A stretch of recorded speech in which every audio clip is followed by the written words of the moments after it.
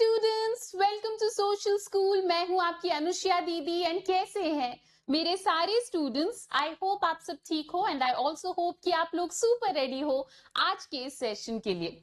आगे बढ़ने से पहले जिसने भी ज्वाइन कर लिया है क्लास को जल्दी जल्दी कमेंट सेक्शन भर दो, मुझे आइडिया लग जाए कि हमारे स्टूडेंट्स आ गए हैं क्लास में। फिर हम लोग स्टार्ट करते हैं अपना आज का ये सेशन। तो आज की ये क्लास मेरे क्लास 11th के स्टूडेंट्स के लिए है। हमारा एक बहुत ही प्यारा चैप्टर है पॉलिटिकल थियरी एंड इंट्रोडक्शन। हम ऑलरेडी इस चैप्टर को कवर कर चुके हैं। तो अगर आप कोई न्यू स्टूडेंट हो और सोच रहे हो कि भाई चैप्टर कब कवर हुआ मुझे तो पता ही नहीं, तो इसी चैनल के वीडियोस वाले सेक्शन में आपको इस चैप्टर का detailed explanation part 1 and part 2 में मिल जाएगा, या फिर आप हमारे वन शॉट को भी देख सकते हो।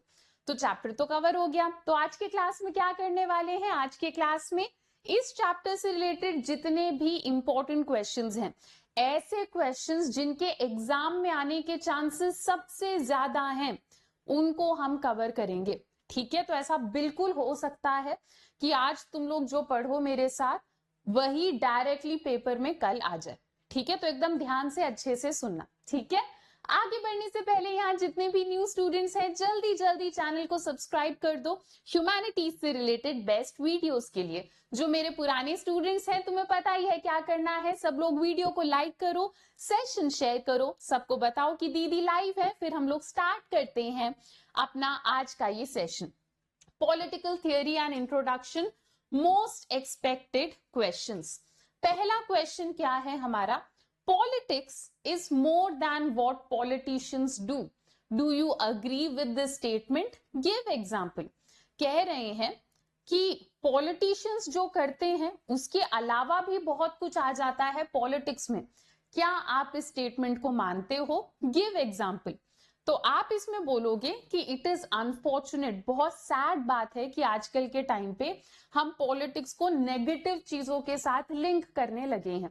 जैसे आप यहाँ पर एग्जाम्पल भी दे सकते हो कि जैसे हमारे ऑफिस में कोई कुछ गलत कर रहा होता है तो हम सुनते हैं कि हमारे पापा कह रहे होते हैं कि यार ऑफिस में तो बहुत बेकार पॉलिटिक्स चल रही है ना। स्कूल में कोई बच्चा हमारे साथ गलत कर देता है तो हम कह देते हैं कि ये तो पॉलिटिक्स कर रहा है। तो इट इज सैड कि हम लोग पॉलिटिक्स को नेगेटिव चीजों के साथ लिंक करने लगे हैं।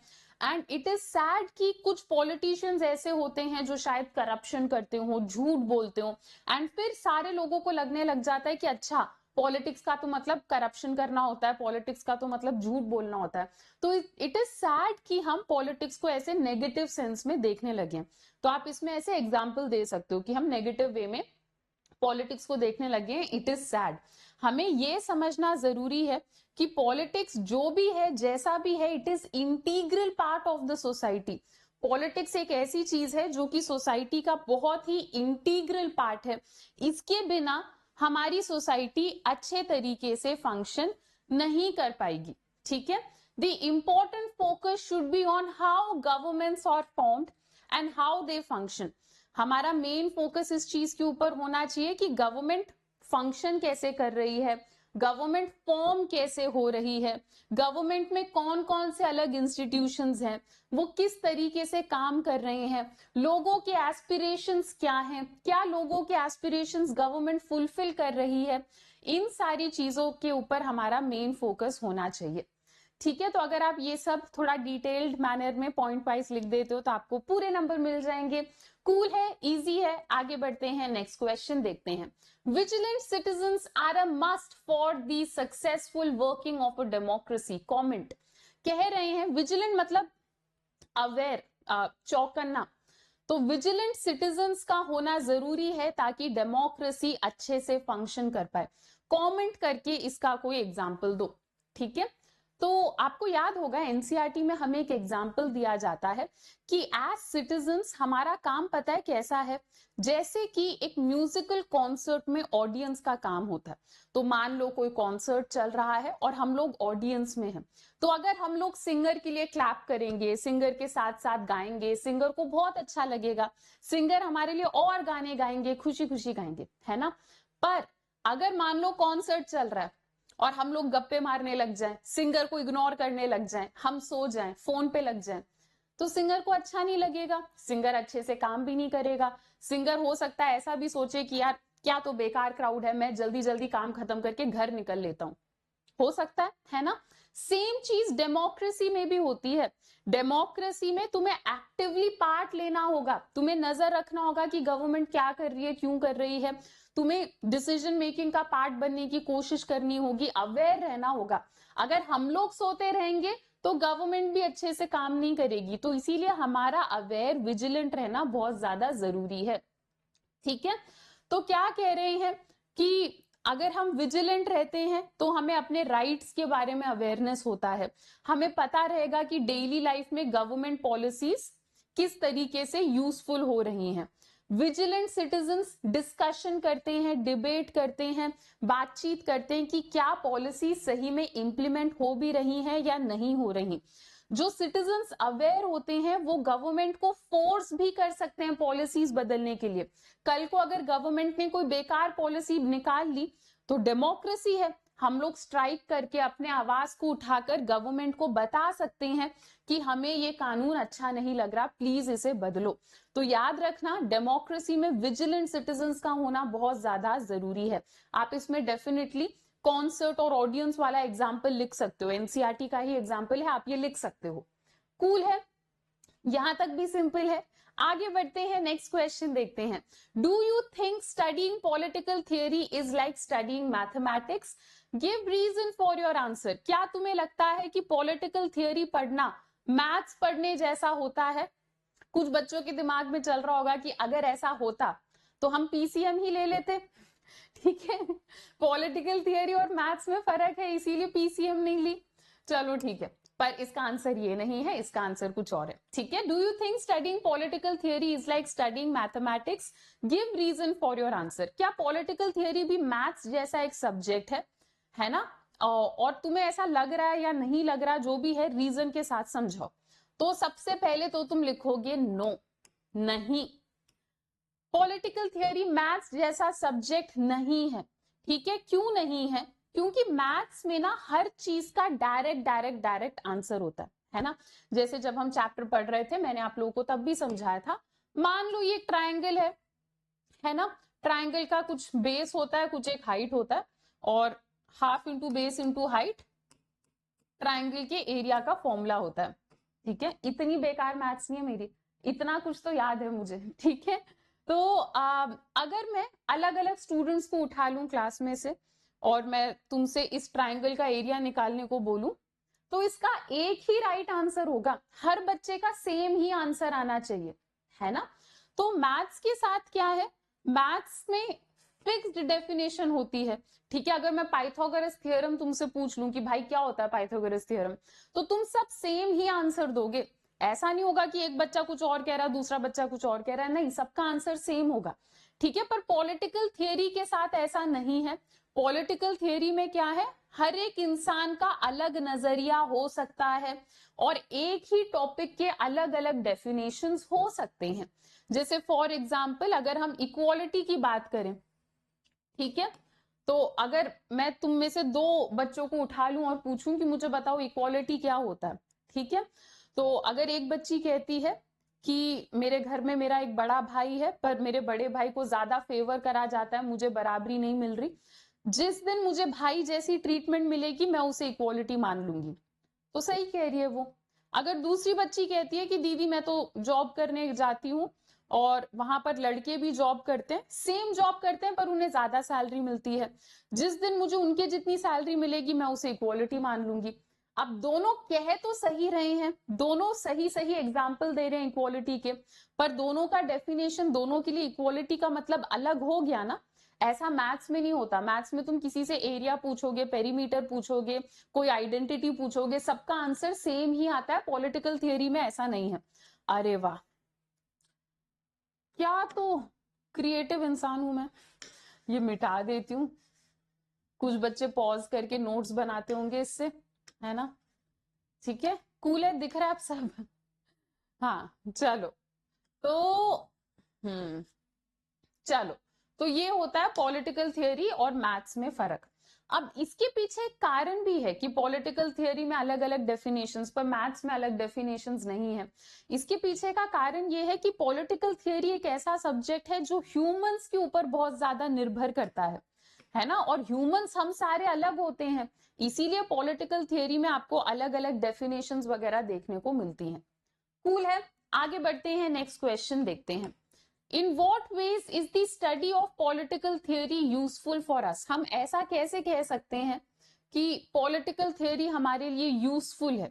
ठीक है, तो आप इसमें एक एग्जांपल दे सकते हो कि यार हम मैथ्स पढ़ते हैं, पर ऐसा थोड़ी है कि जो भी मैथ्स पढ़ता है वो इंजीनियर बन जाता है या मैथमेटिशियन बन जाता है। हम मैथ्स इसीलिए भी पढ़ते हैं क्योंकि डेली लाइफ में मैथ्स हमारे लिए यूजफुल होता है। सेम चीज पॉलिटिकल थियोरी के साथ है। मान लो तुम्हें आईएएस नहीं बनना, मान लो तुम्हें लॉयर नहीं बनना, फिर भी पॉलिटिकल थियोरी पढ़ो क्योंकि ये तुम्हें डेली लाइफ में काम आएगा। सेकेंडली क्या कह रहे हैं कि हम जो भी बने लाइफ में हम सब सिटीजन तो रहेंगे, है ना, एंड एज सिटीजन तुम पॉलिटिकल थियोरी में जो कुछ भी पढ़ोगे तुम्हें वो बहुत हेल्प करेगा to be a better citizen. Right to vote जैसे इश्यूज के बारे में, फ्रीडम, इक्वालिटी, इन सारे इश्यूज के बारे में आपको एक बेसिक नॉलेज मिलेगी। और आप क्या लिखोगे कि आजकल इंफॉर्मेशन सोसाइटी का टाइम चल रहा है। हम लोग कई बार वेबसाइट में कुछ बोल देते हैं, पोल्स में कुछ कह देते हैं, हम ग्राम सभा में पार्ट लेते हैं। तो जब हम डिबेट्स एंड डिस्कशन, ग्राम सभा, वेबसाइट, पोल, इन सब में पार्ट लेते हैं तो हमें पता होना चाहिए देश के बारे में, हमें अपने राइट्स के बारे में पता होना चाहिए। इन सब में पॉलिटिकल थियोरी हमारी मदद करता है।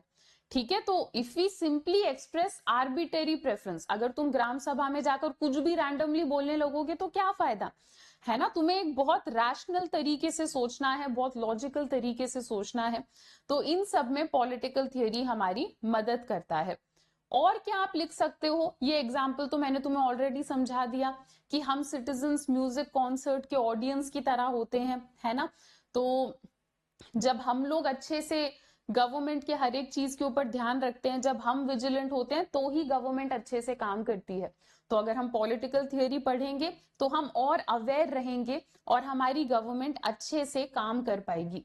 ठीक है, और क्या लिख सकते हो तुम इसमें, पॉलिटिकल थियोरी में हम फ्रीडम, इक्वालिटी, सेक्युलरिज्म जैसी चीजों के बारे में इन डिटेल पढ़ते हैं। तो ये सारी चीजें रैंडम टॉपिक्स नहीं है, ये ऐसे टॉपिक्स हैं जो डेली लाइफ में काम आते हैं।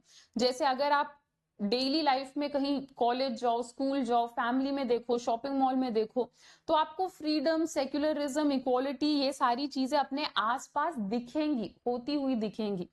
ठीक है, तो इट इज वेरी इंपॉर्टेंट कि क्योंकि ये सब्जेक्ट ऐसा है जो डेली लाइफ में काम आता है, इसीलिए भी ये सब्जेक्ट बहुत यूजफुल है। ठीक है, नेक्स्ट, पॉलिटिकल थियोरी की वजह से क्या होता है, हम अपने पॉलिटिकल आइडियल्स को और अच्छे से समझ पाते हैं। ठीक है, हमारी फीलिंग्स मॉडरेट होने लगती हैं। तो पॉलिटिकल थियोरी पढ़ने से पहले क्या होता है, अगर मान लो देश में कुछ हुआ है, कोई इवेंट हुआ है या कोई पॉलिसी आया है, तो तुम थोड़ा इमोशनल होके सोचोगे उस इवेंट के बारे में कि यार ये तो मेरे कम्युनिटी को लेकर है, ये तो मेरे भाषा को लेकर है, ये तो मेरे कल्चर को लेकर है। तुम थोड़ा थोड़ा इमोशनल साइड से सोचोगे, है ना। पर जो लोग पॉलिटिकल थियोरी पढ़ चुके हैं, जो लोग पॉलिटिकल थियोरी पढ़ते हैं, वो मॉडरेट तरीके से, लॉजिकल तरीके से सोचना स्टार्ट कर देते हैं पॉलिटिकल इवेंट्स के बारे में। ठीक है, तो ये भी एक यूजफुल चीज है पॉलिटिकल थियोरी के बारे में। एज स्टूडेंट्स हम लोग डिबेट में पार्ट लेते हैं, हम अलग अलग कॉम्पिटिशन्स में पार्ट लेते हैं, वहां पर भी पॉलिटिकल थियोरी हमारे लिए बहुत यूजफुल रहता है। तो जब आप डिबेट में पार्ट लो, जब आप डिस्कशंस में पार्ट लो, तो वहां पर अगर आप कुछ भी रैंडमली बोल रहे हो तो वो अच्छा नहीं लगता है। आप रीजनेबल तरीके से डिबेट्स में पार्ट ले पाओगे इस सब्जेक्ट के वजह से। ठीक है, तो पॉलिटिकल थियोरी के वजह से क्या होता है, हम सिस्टमैटिक तरीके से जस्टिस या इक्वालिटी जैसे कॉन्सेप्ट्स के बारे में सोच पाते हैं। हम कॉमन इंटरेस्ट को नजर रखते हुए चलते हैं। कॉमन इंटरेस्ट मतलब कोई ऐसी चीज जिससे सबका भला हो, सबका फायदा हो।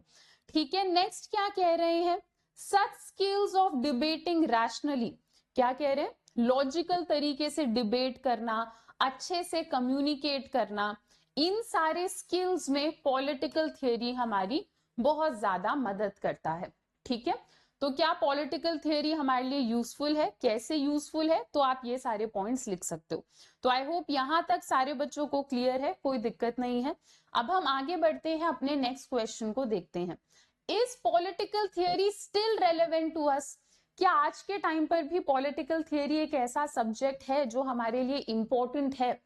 ठीक है, जैसे काफी सारे लोगों का क्या मानना है कि आजादी मिले तो हमें बहुत टाइम हो गया है ना, फ्रीडम तो देश को मिल चुकी है, 1947 में आजादी मिल गई थी, तो इतने साल हो गए आजादी मिले हुए, फिर भी हम फ्रीडम, इक्वालिटी ये सब क्यों पढ़े जा रहे हैं? आजादी तो मिल गई, तो क्या आज के टाइम पे पॉलिटिकल थियोरी पढ़ना रेलेवेंट है या नहीं है, वो समझते हैं। ठीक है, तो कह रहे हैं कि अगर आप संविधान उठाकर देखो तो आपको दिखेगा कि इक्वल राइट्स के बारे में बहुत कुछ लिखा है हमारे संविधान में, पर अगर आप हमारे रियल लाइफ को देखो तो आपको ये दिखेगा कि भेदभाव बहुत ज्यादा कॉमन है ना। हम सारे लोग जानते हैं कि ऐसा तो कोई कॉन्फिडेंटली बोल ही नहीं सकता कि इंडिया में 100% सारे लोग बराबर हैं, ऐसा तो हम लोग कॉन्फिडेंटली बोल ही नहीं पा रहे हैं, क्योंकि हमें पता है कहीं ना कहीं कास्ट सिस्टम, ये सारी चीजें रूरल एरिया में अभी भी बहुत ज्यादा प्रेवलेंट हैं, हटी नहीं है।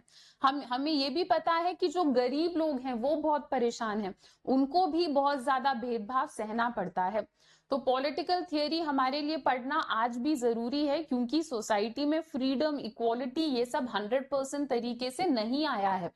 ठीक है, तो नेक्स्ट आपको क्या बता रहे हैं, freedom is still a distant dream. बहुत सारे लोग ऐसे हैं जिनके लिए आजादी आज भी एक सपना ही है।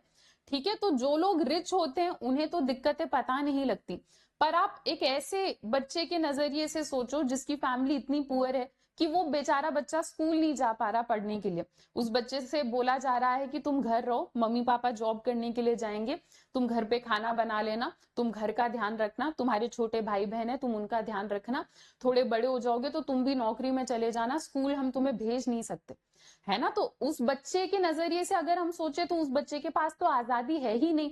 तो फ्रीडम आज के टाइम पे भी बहुत सारे लोगों के लिए एक बहुत सपने जैसा है। ठीक है, नेक्स्ट क्या कह रहे हैं, और क्यों हम पढ़ते हैं आज के टाइम पर भी political theory, we encounter new interpretation of constitution all the time. हमने संविधान तो बना लिया, पर इसका मतलब ये नहीं है कि हमें संविधान के बारे में सब पता है। जैसे मैं आपको एक एग्जांपल देती हूँ, मान लो मैंने आपको चेस खेलना सिखा दिया, पर इसका मतलब ये थोड़ी है कि तुम्हें सब आ गया चेस के बारे में।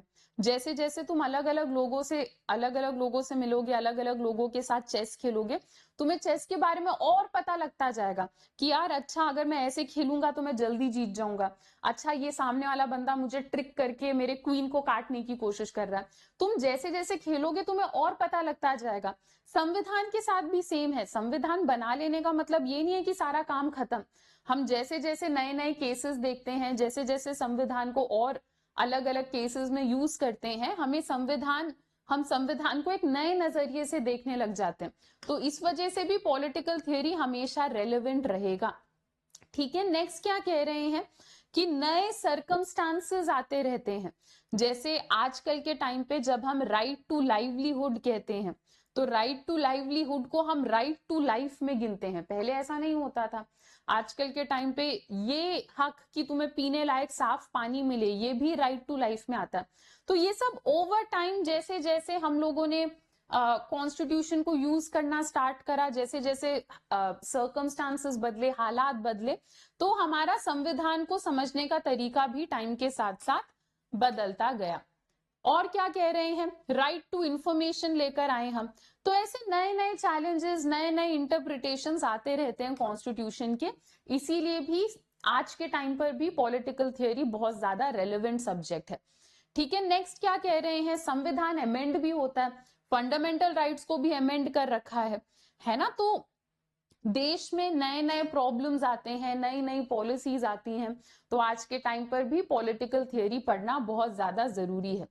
नेक्स्ट आपको बता रहे हैं, ये दुनिया बदलती रहती है, जैसे आज के टाइम पर टेक्नोलॉजी एक बहुत बड़ा फैक्टर है ना। बहुत पहले के टाइम पर जब संविधान बन रहा था, हम लोग इंटरनेट, साइबर क्राइम, ये सब होता भी नहीं था, और ये सब हमने सोचा भी नहीं कि कभी होगा। पर आज के टाइम पे जब हम संविधान या किसी भी चीज के बारे में बात करते हैं, हर चीज इंटरनेट से होती है, हर चीज में साइबर क्राइम आ सकता है। अगर मैं इंटरनेट की बात करूं तो इंटरनेट आज के टाइम पर एक ऐसा माध्यम है जिससे बहुत सारी अच्छी चीजें तो हो रही हैं, जैसे मैं तुम्हें पढ़ा भी इंटरनेट के वजह से पा रही हूँ, तुम लोग मेरे साथ इंटरनेट की वजह से जुड़ पा रहे हो। तो बहुत सारी अच्छी चीजें तो होती हैं, पर बहुत बुरी चीजें भी होती हैं। जैसे इंटरनेट तो टेररिस्ट लोगों के पास भी तो होता है, उन लोगों के लिए भी ये एक जरिया है आसानी से कम्युनिकेट करने का। तो आजकल के टाइम पे इंटरनेट कॉमर्स होता है, जैसे हम अलग अलग अमेजोन मिंत्रा में जब हम कुछ खरीदते हैं तो वो इंटरनेट कॉमर्स में आ जाता है। हम इन सारे साइट्स में अपना नाम, फोन नंबर, हम अपना घर का एड्रेस ये सब डालते हैं। तो क्या ये करना सेफ है? नहीं है। ये सारी चीजें भी पॉलिटिकल थियोरी का पार्ट है, ठीक है।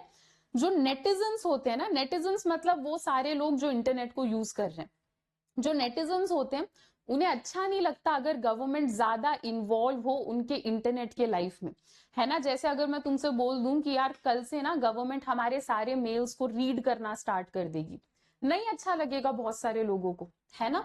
पर एट द सेम टाइम हम ऐसा भी सोचते हैं कि हो सकता है कि टेररिस्ट वगैरह ईमेल से कनेक्ट कर रहे हो, ऐसे में तो गवर्नमेंट को नजर रखनी चाहिए लोगों के ईमेल्स के ऊपर, है ना। तो ऐसे में हमें क्या करना चाहिए?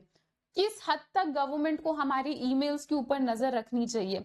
क्या हमें अलाउड होना चाहिए कि हम स्ट्रेंजर्स को ईमेल भेज पाए?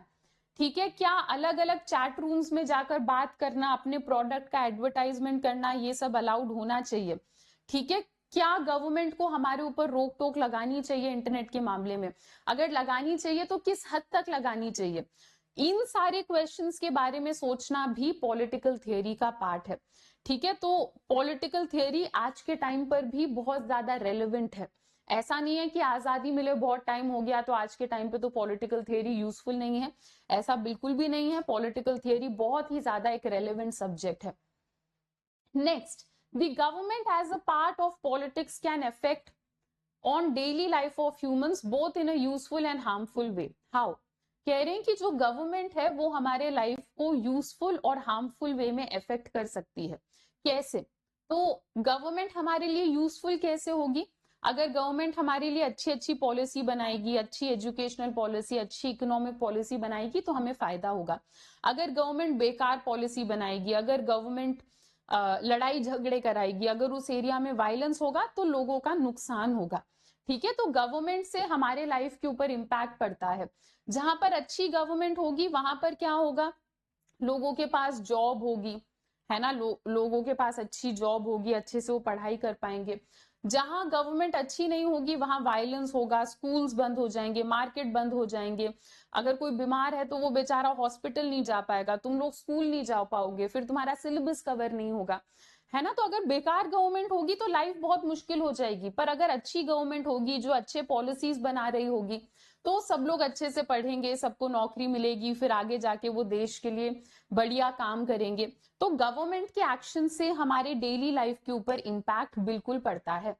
Next, human beings are unique, give any two arguments. Human beings अलग कैसे हैं, यूनिक कैसे हैं, दो एग्जांपल्स के साथ समझाओ।